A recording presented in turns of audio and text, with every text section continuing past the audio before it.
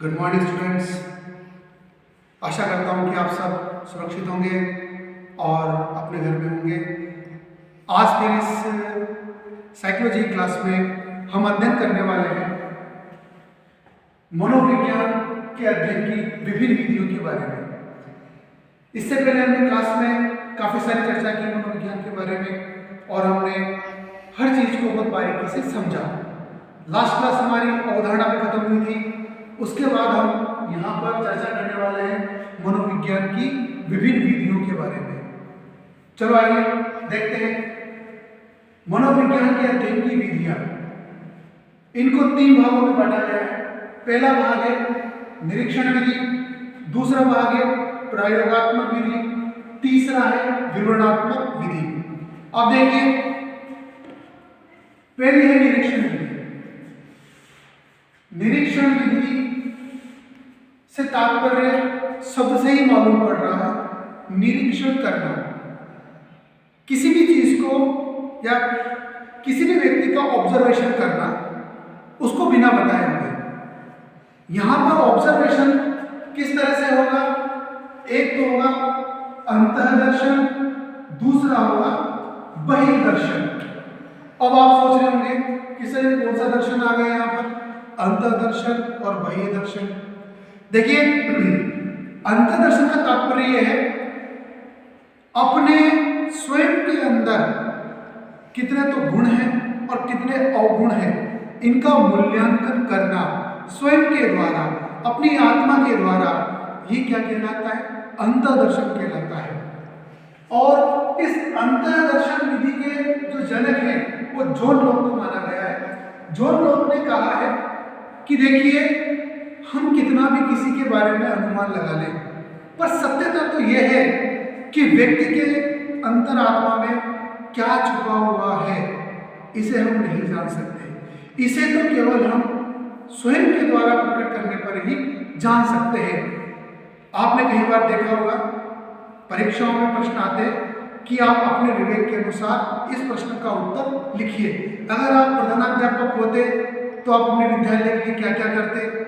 अगर आप प्रधानमंत्री होते तो अपने देश के लिए क्या करते? इस तरह के प्रश्न आते हैं और आपसे भी पूछा जाता है कि बताइए, आप एक श्रेष्ठ अध्यापक होने के लिए आपने क्या क्या गुण होने चाहिए। अब जब ये प्रश्न पूछे जाएंगे तो हम क्या करेंगे? हम हमारी आत्मा से अगर पूछा जाए तो हम केवल अपनी प्रशंसा के अलावा कुछ भी नहीं लिखेंगे। क्योंकि होता क्या है, हम जो आवरण ढककर चलते हैं, लोगों को दिखावे का जो आवरण ढककर चलते हैं, लोग समझते हैं कि हम बहुत अच्छे हैं, पर हम कभी भी हमारी गलतियों को नहीं लिखते। हम क्या लिखेंगे? उठेंगे 8 बजे, बताएंगे 4 बजे, पढ़ेंगे कुछ भी नहीं, बताएंगे हम दिन भर पढ़ते हैं, सोएंगे रात को 2 बजे, बताएंगे हम 10 बजे सोते हैं। जब हमसे पूछा जाएगा तो हम सारी चीज पॉजिटिव बताएंगे, नेगेटिव कोई भी नहीं बताएगा। इसीलिए इस विधि का सबसे बड़ा दोष ये है कि जब हम स्वयं का अंदर का दर्शन करते हैं और बताते हैं तो हमेशा हम पॉजिटिव बताते हैं, कभी भी नेगेटिव नहीं बताते हैं। यही सबसे बड़ा इसका दोष है। किंतु जो लोग ने कहा है तो हमें मानना पड़ेगा। एक चीज और बता दूं आपको, साइकोलॉजी में जो इन विद्वानों ने लिख दिया उनको हम यहाँ पर पढ़ रहे हैं। इसमें अगर आपको लगे कि सर ये बात तो ऐसे होना चाहिए था, ऐसे होना चाहिए था, ये बात गलत है, ये मैं भी मानता हूँ कि साइकोलॉजी में कहीं ना कहीं बहुत सारी चीजें गलत है, पर हमें क्या करना पड़ेगा? हमें परीक्षा की दृष्टि से इनको पढ़ना पड़ेगा। हमें हमारे ज्ञान को एक तरफ रखना पड़ेगा। जो चीज इन लोगों ने बता दी वो हमें याद रखनी पड़ेगी। परीक्षा में आपसे पूछा जाएगा, चलो बताओ जॉन लॉक के द्वारा प्रतिपादित अंतर्दर्शन विधि के बारे में आप क्या जानते हो? तो आपको जो इसमें लिखा हुआ है वही लिखना पड़ेगा, न कि अपने विचार लिखने पड़ेंगे। इसलिए मैं आपसे यहाँ पर आग्रह करूंगा कि आपके मन में जो भी कंफ्यूजन चल रहा हो उस कंफ्यूजन को आप यहीं पर निकाल दें, क्योंकि जो इन्होंने लिख दिया वो हमें पढ़ना ही पड़ेगा। अगर हम नहीं पढ़ेंगे तो हम माइनस में चले जाएंगे। इसलिए एक चीज ध्यान रखिए, जॉन लॉक ने बताया अंतर्दर्शन विधि के बारे में, इस विधि को पढ़ने के बाद हम स्वयं का मूल्यांकन सही नहीं कर सकते, क्योंकि कोई भी व्यक्ति अपने आप को बुरा नहीं बताएगा, चाहे वो कितना भी अंदर से क्यों बुरा ना हो। नेक्स्ट है आपकी बहिर्दर्शन विधि। ये थी जेफरी वाटसन। हाँ, एक चीज मुझे याद है, पिछली क्लास में जब मैं आपको जॉन वाटसन के बारे में बता रहा था तो मैं उसका पूरा नाम बताना थोड़ा मेरे से मिस हो गया था। आज मैं इसको बताता हूँ। जॉन वाटसन का मतलब होता है जॉन ब्रॉड्स वाटसन।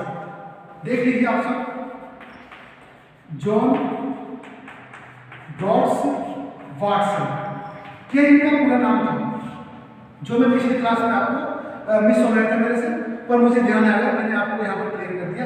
अब देखिए वही दर्शन विधि का तात्पर्य ये होता है, एक छोटा सा एग्जांपल देता हूँ। आप एक क्लासमेट हैं और आपके बहुत सारे मित्र हैं, फीमेल भी और मेल भी, आपके बहुत सारे मित्र थे। अब देखिए इनमें से क्या होता है कि आप बाजार में गए, आपने अपने एक फीमेल साथी को किसी मेल साथी के साथ देख लिया, चाहे वो आपस में बातें कर रहे हो या किसी जूस की दुकान में जूस पी रहे हो, तो आपने क्या देखा? आपने ये देखा कि मेरी क्लास के मेल और फीमेल कैंडिडेट किसी रेस्टोरेंट में खाना खा रहे हैं या जूस पी रहे हैं साथ बैठकर, तो आपने क्या अनुमान लगाया कि कहीं ना कहीं इन दोनों के बीच में कोई ना कोई संबंध है या कोई ना कोई अफेयर चल रहा है। पर यहाँ पर क्या लगाया आपने? अनुमान लगाया। क्या देखकर? स्थिति को देखकर अनुमान लगाया। आप ये नहीं जानते कि वो क्यों बैठे हुए हैं, किस लिए बैठे हुए हैं। हो सकता है कि वो उनका अलग से रिलेशन हो, भाई बहन का रिलेशन भी तो हो सकता है। जरूरी है कि सारे संबंध गलत हों। आपने क्या लगाया? देखकर अनुमान लगाया। तो इसलिए यहाँ पर एक चीज और कही गई है कि देखिए जो दिखता है हमें पहले उस पर सोचना चाहिए, विचारना चाहिए, उसके बारे में जांच करनी चाहिए, तभी हमें वो आक्षेप लगाने चाहिए। अन्यथा क्या होता है? विवाद के चांस बढ़ जाते हैं। इसलिए इस विधि को भी यहाँ पर गलत माना गया, क्योंकि हम किसी के भी व्यवहार का ऐसे देखकर अनुमान नहीं लगा सकते। हम ये नहीं कह सकते कि वो व्यक्ति गलत है, वो व्यक्ति सही भी हो सकता है। इसलिए इस विधि को भी यहाँ पर नकारा गया। पर किंतु यहाँ पर मनोविज्ञान के अध्ययन की विधि है, इसलिए हमें इसको पढ़ना पड़ेगा और इसको हमें समझना पड़ेगा। देखिए अभी केवल मैं आपको यहाँ पर सामान्य जानकारी दे रहा हूँ। हम प्रत्येक विधि को बड़ी डिटेल से पढ़ेंगे, एक एक चीज को जानेंगे, इसके गुण भी पढ़ेंगे, इसके दोष भी पढ़ेंगे। आप निश्चित रहे, मैं सारा बताऊंगा, पूरा एक एक चीज बताऊंगा। अब नेक्स्ट है आपकी प्रयोगात्मक विधि। देखिए प्रयोगात्मक विधि को हम साइंस में और मैथमेटिक्स में और ग्रामर के टॉपिक में यूज करते हैं। इसका तात्पर्य यह होता है कि हम प्रयोग करके सीखते हैं। पहले हम प्रयोग करेंगे, फिर हम सीखेंगे। ये किसने दिया? विलियम वुड नाम के मनोवैज्ञानिकों ने कहा कि प्रयोगात्मक विधि भी एक श्रेष्ठ विधि होती है मैथमेटिक्स के लिए, साइंस के लिए और ग्रामर और आदि प्रोजेक्ट पढ़ाने के लिए। किसी भी प्रोजेक्ट का निर्माण इसी के माध्यम से किया जाता है और बिना प्रोजेक्ट के कोई भी कार्य पूरा नहीं होता। इसलिए हमें पहले किसी भी चीज को पढ़ाने से पहले उसका प्रोजेक्ट तैयार करना पड़ता है और फिर बाद में उस पर काम किया जाता है। नेक्स्ट है हमारी विवरणात्मक विधियां। ये विवरणात्मक विधियां बड़ी इंपॉर्टेंट है। देखिए मैं आपको इस क्लास का महत्व थोड़ा सा बता दूं। इस क्लास को बड़े ध्यान से सुनना। ये क्लास बीएड के लिए भी इंपॉर्टेंट है, बीएसटीसी के लिए भी इंपॉर्टेंट है और बीए बीएड के लिए भी इंपॉर्टेंट है, क्योंकि रिट के एग्जाम में पूरा सिलेबस है, उस सिलेबस में भी ये चीजें हैं और आप इन सब चीजों को नोट डाउन करें और इनको बड़े ध्यान से सुने। नेक्स्ट देखिए मेरे साथ प्रश्नावली विधि। प्रश्नावली विधि के जनक है वुडवर्थ। वुडवर्थ ने कहा कि हम व्यक्तियों का विभिन्न प्रकार से मूल्यांकन कर सकते हैं। बंद प्रश्नावली, खुली प्रश्नावली, मिश्रित प्रश्नावली, इनके माध्यम से हम बच्चों को या व्यक्तियों को प्रश्न देकर उनके सुझाव लें और उनका मूल्यांकन बड़ी आसानी से कर सकते हैं। तो प्रश्नावली विधि किसी भी व्यक्ति का, किसी भी बालक का मूल्यांकन करने के लिए सबसे श्रेष्ठ है। इसके जनक कौन है? वुडवर्थ महोदय। कौन है? वुडवर्थ महोदय। देखिए नेक्स्ट है इतिहास विधि। ये बीएसटीसी में बहुत ज्यादा प्रयोग होती है। इतिहास विधि का मतलब होता है केस स्टडी भी बोलते हैं, व्यक्ति इतिहास अध्ययन विधि भी बोलते हैं इसे, और इसका प्रयोग बालकों की समस्याओं का निवारण करने के लिए किया जाता है।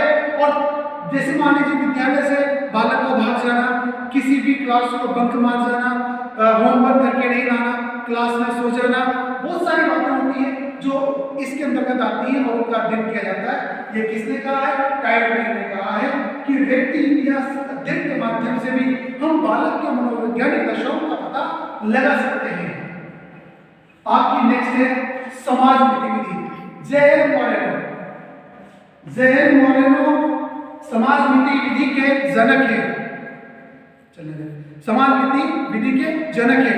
इन्होंने कहा कि समाज में जो नेता होते हैं वो इस विधि का प्रयोग करते हैं, क्योंकि जो लोकप्रिय व्यक्ति होता है वो समाज नीति विधि का प्रयोग करता है। जैसे क्लास का मॉनिटर बनाना, क्लास में किसी भी व्यक्ति को एक मॉनिटर बना दिया और उसको खड़ा कर दिया।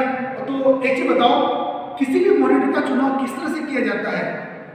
क्लास में मतदान के द्वारा सभी बच्चों से हाथ खड़े करवाए जाते हैं और बच्चे हाथ खड़े करते हैं और अपनी क्लास में से किसी एक व्यक्ति को, होनहार व्यक्ति को, या तो प्रतिशत में आगे होगा, या इस क्लास का सबसे इंटेलिजेंट बच्चा होगा, या उसकी मानसिक दशा बहुत अच्छी होगी, तो शिक्षकों को सही लगेगी, उस क्लास में से उसको निर्धारित कर देते हैं। तो मॉनिटर बनना, नेता बनना किसमें आते हैं? समाज नीति विधि में आते हैं। इसको भी हम डिटेल से पढ़ेंगे। निर्धारण मापनी से तात्पर्य होता है कि किसी भी स्केल से, स्केल का मतलब होता है कि 5 बिंदु मापनी, 3 बिंदु मापनी। जैसे आपने देखा होगा परीक्षा में वस्तुनिष्ठ प्रश्न आते हैं, उन पर क्रम डाला हुआ होता है। जैसे मान लीजिए 4 ऑब्जेक्ट का प्रश्न है, अ ब स ध, तो 4 प्रश्नावली, 3 वाला आ गया सहमत, असहमत और इनमें से कोई नहीं। ये 3 बिंदु मापनी हो गई। किसी में 5 ऑप्शन आ जाते हैं तो 5 बिंदु मापनी होती है। उनके आधार पर बच्चों का मूल्यांकन भी किया जाता है कुछ प्रश्नों के माध्यम से। इसके प्रवर्तक कौन है? फ्रांसिस गाल्टन ने निर्धारण मापनी के माध्यम से बहुत सारे प्रयोग किए और बताया कि बच्चों का मनोवैज्ञानिक स्तर इससे मापा जा सकता है।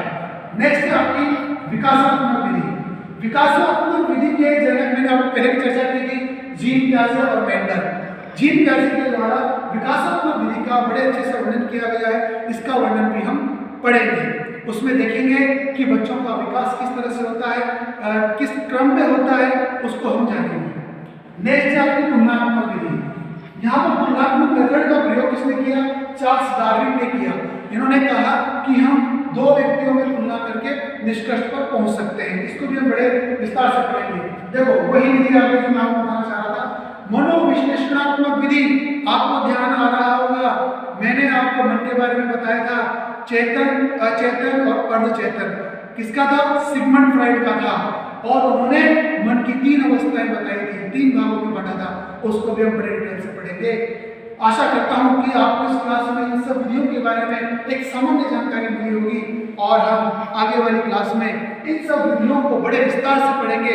नेक्स्ट क्लास में हमारा टॉपिक होगा अंतर्दर्शन विधि, जॉन लॉक के द्वारा। थैंक्स।